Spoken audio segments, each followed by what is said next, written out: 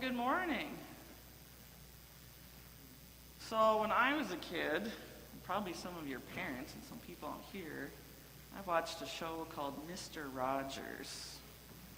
Do you know what that show is? Any of you ever heard of it? No? How about Daniel Tiger? Yeah, okay, so let me just give you a little history on Daniel Tiger. Daniel Tiger is like an offshoot from Mr. Rogers. So you are kind of connected to Mr. Rogers. So just out of curiosity, you can look. How many people out here watched Mr. Rogers? You raise your hand. A lot of hands out there. Now here's the thing about Mr. Rogers. It was like a show like in his house. And he'd come home and he'd change his shoes. And he'd take off his sweater, put on a different one. And then he'd have a song to say, "Won't you be my neighbor?" Now, do you think all those people that he was singing to actually lived right next door to him in the next house?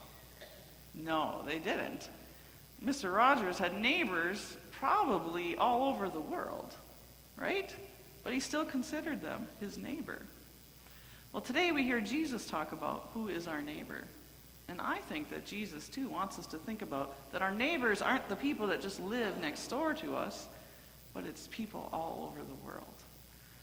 And so he wants us to care for people all over the world.